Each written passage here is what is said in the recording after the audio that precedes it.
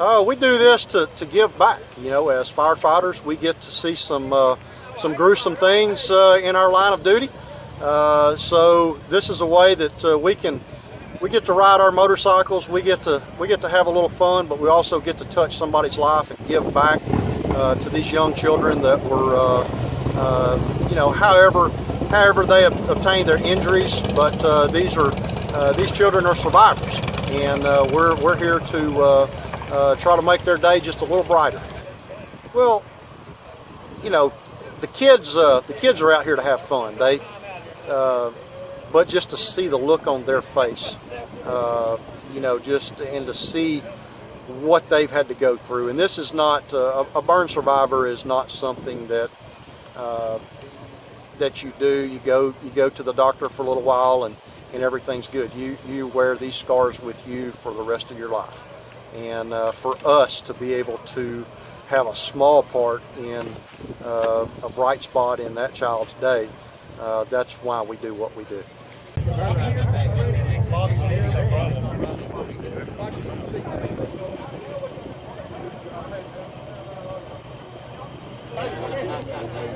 Hey, T-Mac.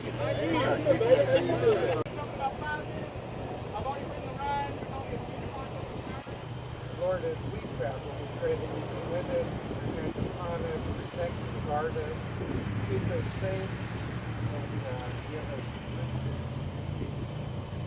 Amen. Rang loose.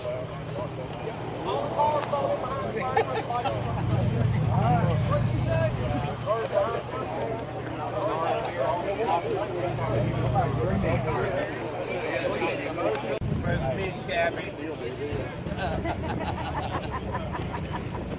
So tell me a little bit about that then. What's that about? Well, Soldiers for Jesus is a motorcycle club like any three-piece club, and we identify and we adhere to the protocols of the dominant club in the area, but the difference with us is we all happen to be Christians, and our purposes, our desires are to just show Christ's love in the motorcycle community, that we can enjoy riding, enjoy everything that they can enjoy, but Jesus can make a difference in our lives.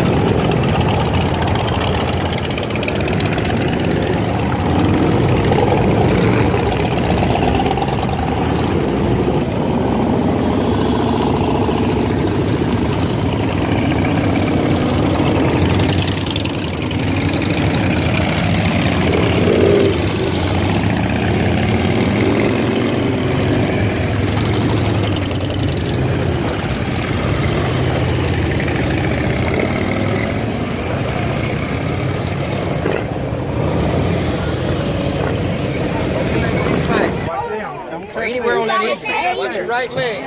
What do you think? You ever been on a motorcycle before? How's it feel? Feels pretty good. You want to get one now, don't you? Yeah, you want to ride that one right now? Yeah. Oh! Hey, tell him you like this one better than that one. This one is this one more cool. Oh, okay. All right. Hey, my name is Perry McDaniel. I'm the International President of the Brothers Keepers Motorcycle Club. I represent all these guys and ladies out here in the Brothers Keepers. I'd like to tell y'all how proud of them I am for the dedication that it takes to make this thing happen every year. It's a year-round deal. They work on it in East Texas all year. We work on it over there in Louisiana all year. I'm super proud of the effort that these guys and ladies are putting out to make this thing happen. Our chapter presidents, Damon Johnson, James Clark, Bobby Watson, we can't do it without them. Without them, we're useless. Over the course of, we've been doing this 15 years, we're trying to learn how to do it better. But we've already raised about $500,000, and I'm proud of that.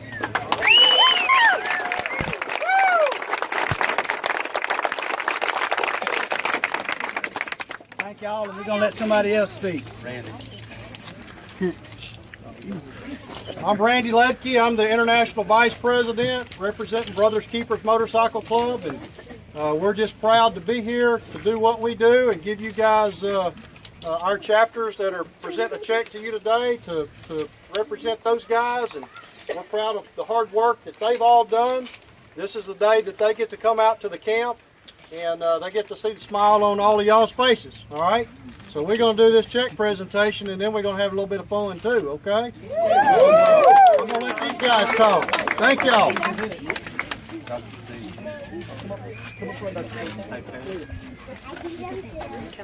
Come up with Dr. Steve, you and Randy and the president. On behalf of Shreveport, Longview, Tyler, Texas, we'd like to send a check for $103,500.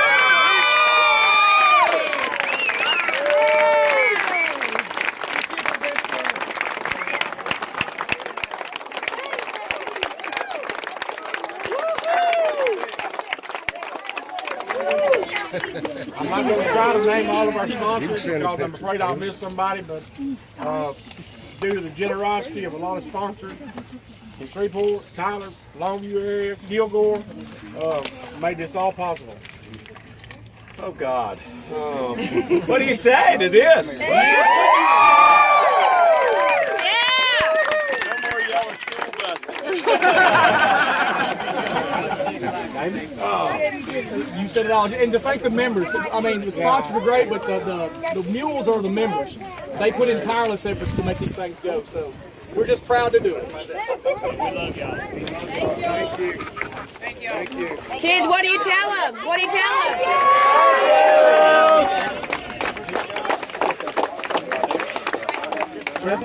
Kevin, where's Kevin at? Kevin?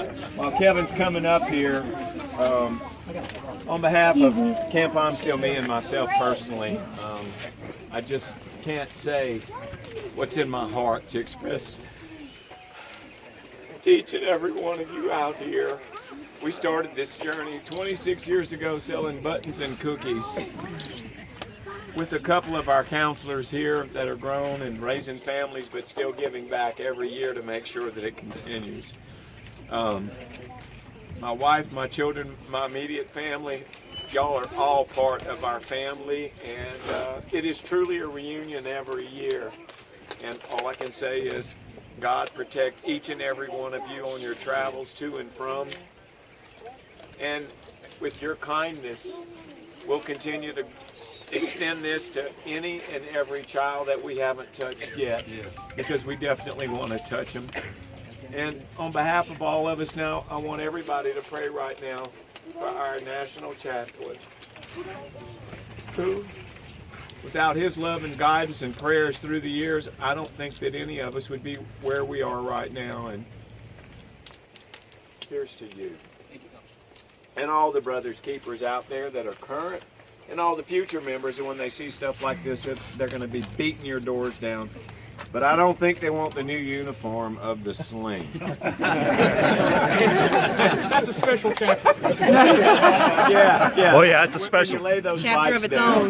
So, hugs to each and every one of you out there. You just don't know how much this means to all of us that work so hard to provide this for the kids. Thank you. Thank you.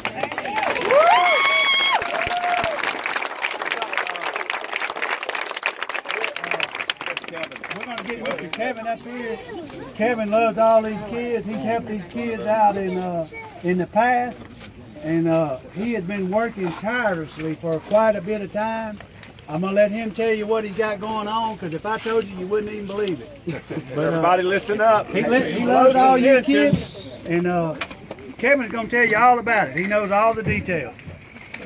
Okay, first of all, I just want to say thank you so much to Brothers Keepers for letting 444 Angel guys ride here today. We have some folks and friends from Baca that rode with us, Christian riders, just a lot of great people. And God has really brought this group of people together to bless these God's beautiful kids, you know. And I'm just really humbled and honored for you guys to let me be a part of it. And I guess what the kids want to know is we got a big truck over there, and we brought brand new bicycles and helmets for all the kids here to take home today.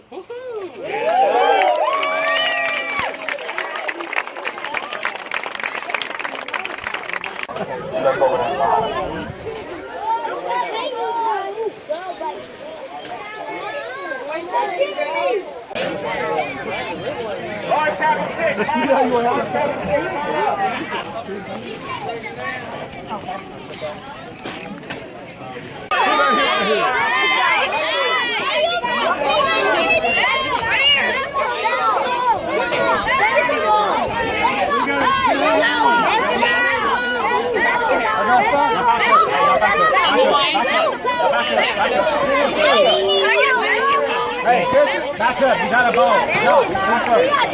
Back up. Back up. Get in line. Get back in line. Come on, basketball. Well, as we all know, money makes the world go round, and we started with a dream years ago to be able to provide just a fun week-long opportunity for children with burn scars to be able to feel that they didn't have to worry about covering everything up and to try to get back into the mainstream of life. And we started 26 years ago with 14 children, and now we consistently have between 60 and 70 children that come back every year. And with donations from people working hard all year long, they're all able to do that absolutely free of charge.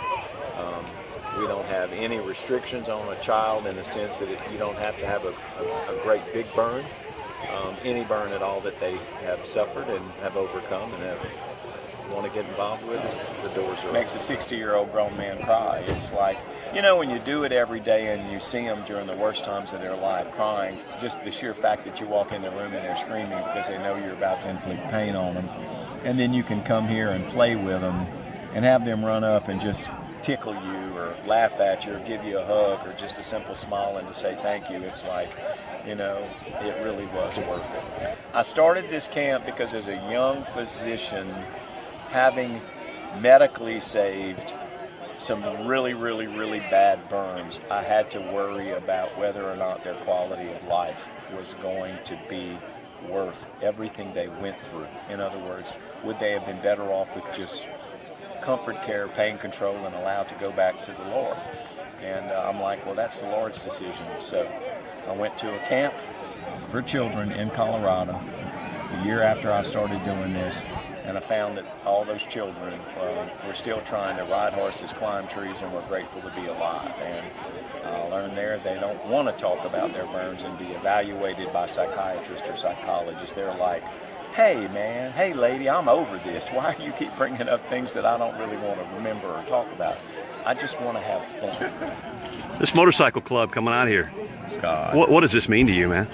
Well, it's the financial pipeline to be able to keep this mission, this journey, this dream that we started 26 years ago going, because without the money to do it, then all of a sudden we would have to start making cutbacks or starting to possibly charge children to defray some of the costs. And the minute you start doing that, then you're worried that someone who really needs to be here, who can't afford to be here, may be the person excluded from it. So it just allows us to spoil them and do everything without fear that we're going to put somebody out that really needs to be here. Do you think it sends a message seeing these big old tough bikers come out here and tell these kids, hey, we love you, man? I think that they are gaining more and more respect for the fact that for so long, people on motorcycles had such a negative perception that if they saw them, they thought, oh my God, those are really, really rough and mean people. And they put on their motorcycles and they come in and they get down and they get eye level with these children and they pick them up and hug them and let them sit on the bike, and all of those perceptions are gone. One of the most glorious days of our lives, Bill, is to be able to raise the money over the last 15 years to help fund Camp I'm Still Made. because these kids are little and they're burned and they experience some of the most difficult pains and difficult emotional, psychological stressors of life, not only the physical stressors. And then we get an opportunity to partner with them to make it a great week. Dr. Satig has been working at this for 26 years. I'm sure he's already said that. And Brothers Keepers has been a part for the last 15 years. And so it changes your life to be able to come out here and see these children light up in their eyes and see the motorcycles and see the fire trucks and see the firefighters and law enforcement officers and people that come and participate. It makes their day. And so for us to be able to come and be a part of that and to know that we get a chance to brighten their day and a chance to brighten their life changes our lives individually. It has changed my life over the last 15 years, and so to be a part of it has just been an extreme honor. Your book is titled Living the Miracle? Living the Miracle, that's the book. In a way, these kids are getting to experience a miracle. Absolutely, absolutely. They're living the miracle and they're seeing God do great things in their lives, and that's what we want them to see. That it ain't over just because you're burned. It's just beginning, and the best is yet to come. God's grace is pretty awesome, man. It is awesome. We couldn't live without it. It's just like, because we're such a small camp, and it's crazy to think that people would want to give to us, you know, especially like since there's bigger, better causes. But I mean, there's no better cause than this, am I right? What in the world does this camp mean to you guys? A lot. A lot. It means everything. I have dreams about coming to this place. I had like a fairy tale. And what fairy tale? Tell a little about your fairy tale. It was like delightful. Come on, Shay, answer the question. It's like don't have to be scared of nothing, to show your scars around people. You're not insecure.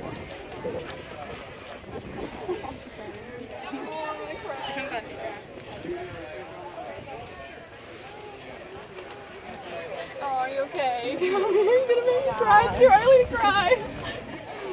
Oh, my baby. Come back real close. Tell you what, I got an easier question for you. What does it make you feel like when you see these guys with big old burly bikers come up here and present a $100,000 plus check for your camp? It's heartwarming. Like, people really need money and it helps out a lot.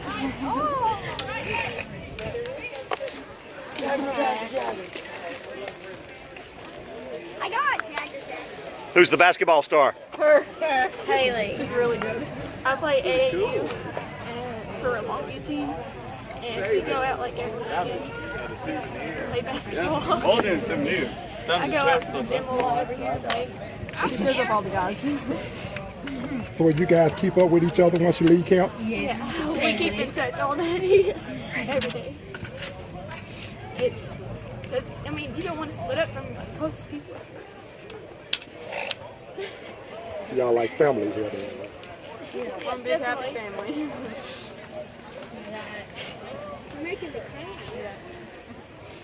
Well, we're just guys behind the camera. This is a guy who works at the TV station at Channel 6 in Shreveport. I'm with the sheriff's office in Bossier. And although we're supposed to ask you about what does it mean to you, if you guys were asked us what it means to us, this is our first time here. And we think it's pretty awesome. And we appreciate you guys because you get to be yourself. That's all kids want to do anyway, right? I mean, it's good to go out and like not be scared of wearing tank top. Be scared of people staring at you. But can I tell you, we appreciate you. We're thankful for you. Thank y'all so much. Thank y'all. You've encouraged us. All right, you didn't say much. What do you want to say? Give me a yay! Fried chicken. Say I love Camp, I'm still me. I love camp. Camp, I'm still me. Y'all get together, do it all. Everybody together. I want to do you. Hold on. Here we go. Ready? Wait, all right, he's ready. You count. I love Camp, I'm still me.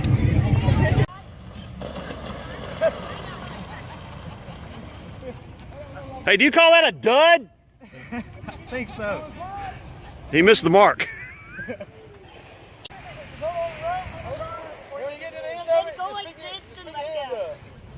Or let go whenever you want. Oh, y'all fixing to get a workout now, boys.